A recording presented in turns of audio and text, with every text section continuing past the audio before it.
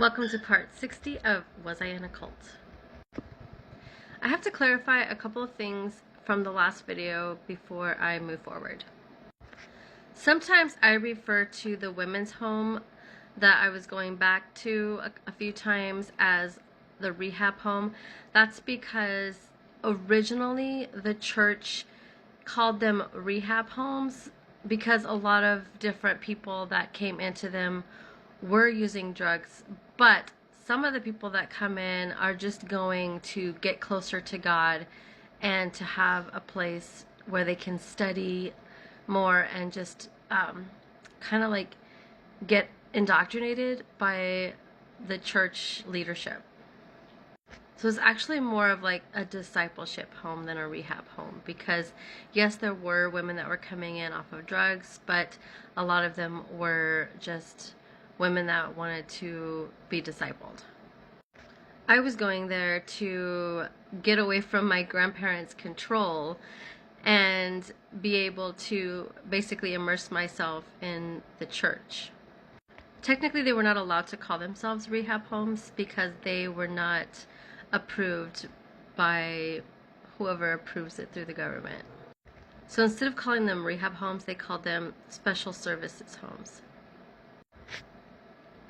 Basically, they weren't approved because they didn't really use like the standard methods that rehabilitation centers used to help people in treatment. Not that those worked either, but basically what they did use was like a Christian version of AA. So they just, instead of using the Blue Book or whatever book that they used through NA, they would use like their own materials created with scripture. So it was like 12-step recovery or something like that. Because our church taught that you didn't call yourself a drug addict. Like, you know how when you go to an AA meeting or an NA meeting, you have to associate yourself as an alcoholic before you can speak, or an addict, right? Well, in our church, everyone was considered ex-addicts and ex-alcoholics. I was like neither really, because I was not using drugs when I entered into any of those programs. All the willing drug use that I ever did ended when I was like 18 years old, before I even got to the church. I just somehow ended up stuck in the cycle of going to these programs. But just so you know, none of those church programs were licensed. So in the last video I was talking about how my grandparents basically yanked me out of the tub when I was taking a bath and somehow managed to set me up to get locked up again in one of those other facility places. And I was there for 2 weeks and missed the conference that I wanted to attend. So when I got back home, I was so disappointed that I missed the whole conference, and I remember just being like so tired of everything. I was again heavily medicated, and I was like, I think I need to go far away. Like, I need to go away somewhere even farther to get away from this whole freaking cycle that I've been stuck in. But I had to play the part while I was living back at home with my grandparents until I could devise another escape plan.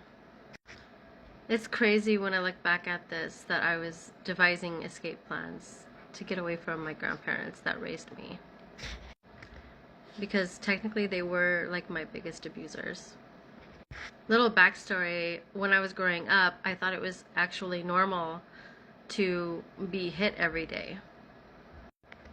I got hit so often in that home that I created a blanket shelter on the side of my bed to hide under so that it wouldn't hurt as bad. They stopped physically hitting me at the age of 13, but that's when all the verbal abuse started. I wanted to get away from them, but it was hard to have a job to pay enough to get out. And that's why I kept going back to the church to escape them. A lot of people would just say, well, if there was so much abuse, why didn't you just leave? But go where? So basically I was using the church as like an escape route. I worked, but I was barely making enough money and I couldn't even like rent a room anywhere. And honestly, my grandparents were still kind of controlling my finances. I literally felt like I was in prison living with my grandparents. So somehow I managed to save enough money, and I was planning on getting on a bus and going back to the Boyle Heights Women's Home, which I don't know why I tried to go back to the same place that sent me home originally. Like, I guess I wasn't really thinking straight. But when I got on the bus, I missed my exit somehow, and I got on the wrong bus and ended up in downtown LA. I was like, oh no, I better get off the bus now because I'm in LA and who knows where it's gonna go next. So I just happened to get off on the bus like right at the Twin Towers area. So I was like, oh great, I got off at the women's jail. So I remember I got off, and with a few dollars I bought some tacos and then decided I would just go inside of the lobby and sit down to figure out what I was going to do next, because I didn't have a lot of money and I didn't really know where I was going to go and how I was going to get there from that point forward. I didn't have a phone and I didn't have a map or anything to try to figure out a bus schedule, so I wasn't sure what to do. So I'm sitting in the lobby trying to figure out what I'm going to do next and where I'm going, and I overhear a conversation.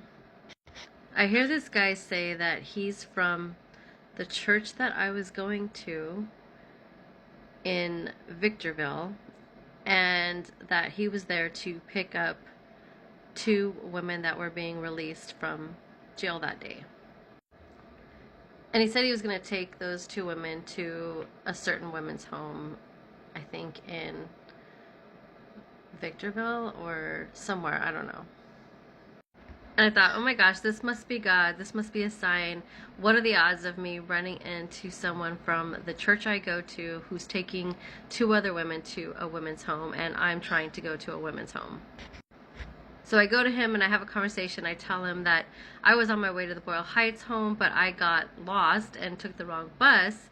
And do you think you can take me there? He tells me that he can't take me to the Boyle Heights home because it's out of his way, but he can try to get me in the home where the other 2 women are going. I actually thought it might be an answer to prayer, because in my mind earlier I had thought, you know, I kind of need to go farther away because my grandparents are still able to track me down if I'm pretty local. I do remember taking his business card and actually using the payphone and calling the church just to make sure he was who he said he was, and that he wasn't just, you know, making things up. So when we got to the women's home where he was going to drop off the 2 women, he told me to wait in the car because they were only expecting 2 women, not 3, and he was going to go ask if I could stay. Knowing what I know in hindsight, I don't know if he was lying about that, and I don't even think he asked if I could stay. I don't think he even let them know that he had another woman in the car that wanted to go into the women's home. Mind you, this was a guy I trusted because he was from the same church that I was from, but in a different city. He lived on the church campus, so I thought, okay, I guess I'm safe. He said he had a friend, Pam, that he knew, but she was from a different church, but she ran a women's home similar to our church. I didn't really want to go to a different church, but that was like my only option at the time. But he decided to take his time trying to get in touch with her. Meanwhile, he was trying to make passes at me. I was not interested because clearly I knew I was a lesbian and it was not going to be anything I wanted. But I look back and it makes me sick to think that someone that's in a vulnerable state trying to get into a women's home, and this guy is going to try to be with me. There are so many predators in churches. More later.